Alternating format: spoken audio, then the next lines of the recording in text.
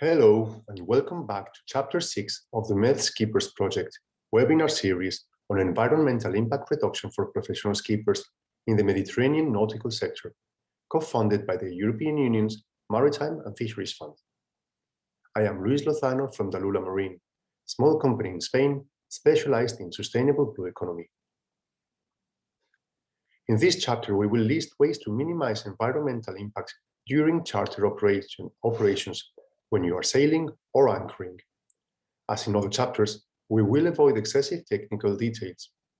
Our objective is just for you to identify the different types of impact your activities have on the marine environment and to offer you enough leads so you can learn more according to where and how you work. As you will see, much depends simply on changing behavior. We can't actually recommend any specific products or companies because availability varies regionally and publicity is not our goal.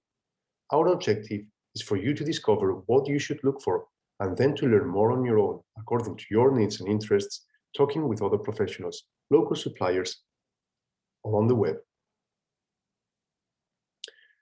Okay, so now we come to the chapter you probably know more about yourselves, because the next few slides are on impact reduction while sailing. They may seem pretty obvious to you, but it is often the most evident things we forget about at first. So start by planning your passages with sustainability in mind. For example, choosing particular routes and departure times can help you save fuel by catching better winds or avoiding currents or vessel density. This might also be important to reduce the chances of disturbing particular animals. If your clients are interested in navigation, make them participants and go smoothly, maintaining your hull and propeller in good shape. Also, avoid towing your dinghy and avoid excessive wash, because both are telltale for inefficiency, as energy is wasted in making white water instead of movement.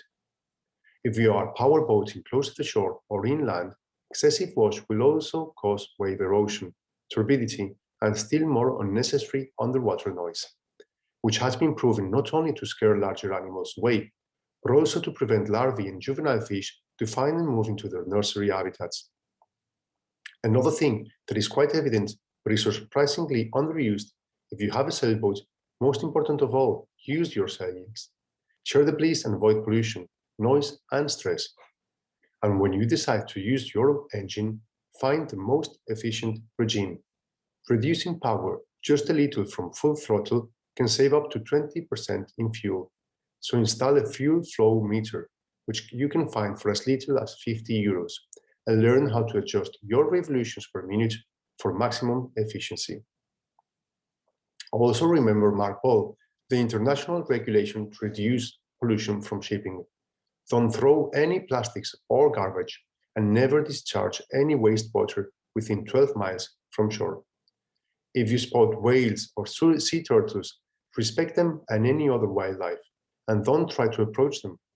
If it's the animals who approach you, then put your engine to neutral until they get away. On the other hand, if you happen to spot animals behaving strangely or that are trapped or stranded, report to the Coast Guards or local marine conservation and inform any other boats around, but wait until professionals arrive and don't try to do anything yourself. It could be quite dangerous and you could end up doing more harm than good. And last, if you like fishing, make sure you know all about local rules and don't target fish like bluefin, tuna, or sharks.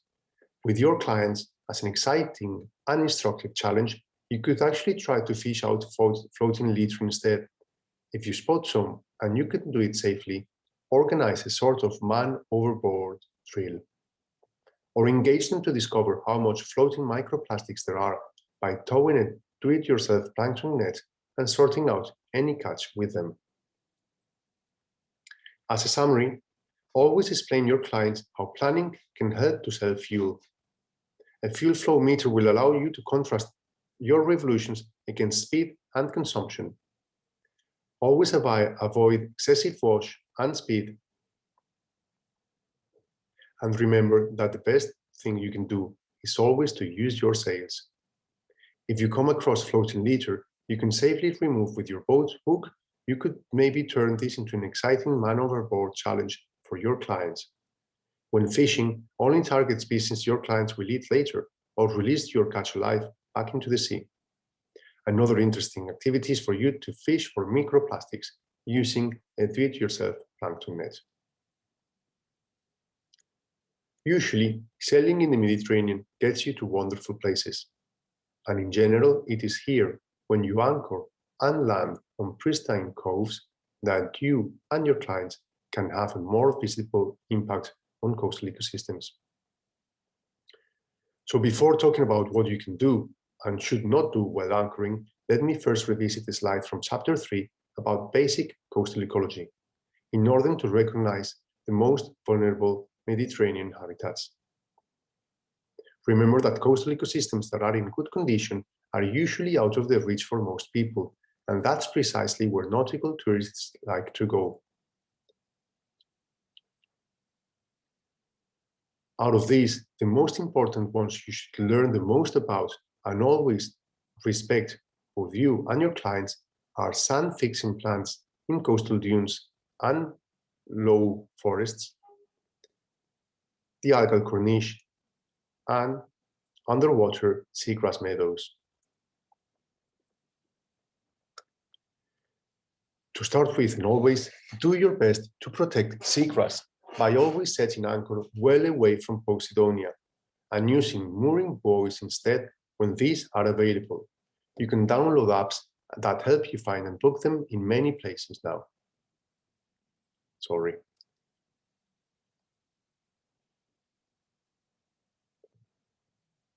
Also, remember that two people do it better, so engage your clients and help them help you set and retrieve the anchor.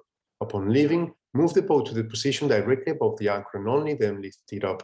If you find fragments of algae or invasive species, about which we spoke in another chapter, collect them and put them in a bin bag and don't return any to the sea. One of the things charter clients enjoy the most is pure blue water, so help them keep it that way. When you anchor, make sure all pumps are closed until you are well beyond 12 miles from the coast, and tell your clients to avoid using the toilet until then.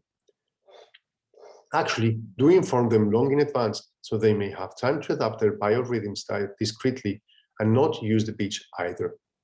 If you visit popular places or marine protected areas, think twice and avoid anchoring just for a tip or a picture.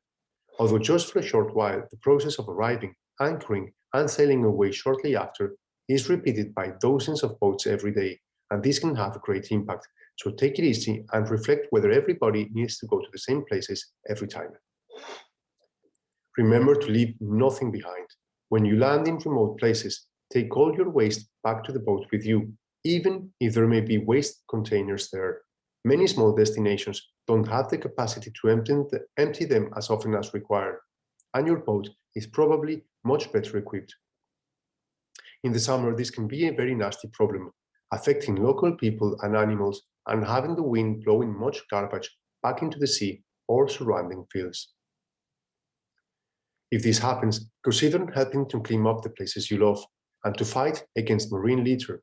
Sometimes it might be possible and motivating to organize competitive challenges for groups, and if the charter sector were to bring back more waste than it generates, then it could contribute significantly to keep the Mediterranean cleaner and more attractive, which is something good for you and not many others can do instead. If you give your clients bags, spikes, or tongs to do this, it will be easier and more fun and effective. And if you also measure the results or take pictures, you can share this on social media, keep track of how much litter you and your clients have removed over time, and engage others. However, if you find lots of waste or dangerous items, report about it, but leave it there. Equally, if you find lost fishing gear or fishing tackle, try to remove it or tell the Coast Guard. Nylon fishing lines can take over 600 years to break down, and lost fishing gear is dangerous for marine fauna as it can keep on ghost fishing for years. If you land on rocky shores, remember that the narrow intertidal strip is often made of fragile biogenic reefs, so don't trample on them. They're living rocks, and they're the only habitat for many other species. Don't feed the fish either. Even with children, try to minimize all interaction with wildlife. including collection and manipulation, and in general, keep a low profile. Nice places are vulnerable to excessive tourism, so for example, avoid loud music or too much artificial light by night. Also, respect the vegetation and never make any fires. All this can make nautical tourism a good ally to help manage coastal destinations, especially remote areas and islands. So learn to know more about the areas you work in and collaborate with other skippers and operators to find the balance between what people want and what nature needs. Last, think about monitoring resource consumption, water, electricity, and fuel, and make this visible so you and your clients, particularly the younger or most engaged ones, can discuss strategies to reduce them. As a summary, learn about apps for mooring and anchoring in your area of activity and try to reach shore in adapted structures. Draw in your dinghy voids, fuel spills, and noise. Multiply yourself. You and your clients are not the problem. Thousands of you are. Your boat is better prepared than many small destinations that suffer seasonal stress on resources and public services. If waste containers are full, take rubbish back with you and remember to combat the stone and tissue phenomenon. Don't step on life like a curry's algae, shell reefs, land plants, or roots. Leave nothing behind. Have plenty of chlor-coated bags for your clients and special containers for cigarette butts.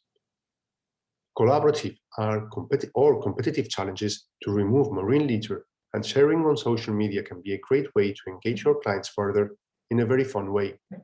And remember that spikes or tongs can be very useful to collect more litter.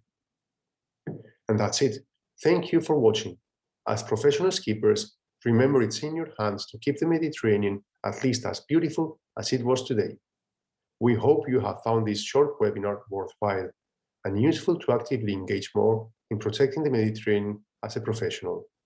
Please watch the remaining chapters and don't hesitate to contact us at the email address shown on the screen.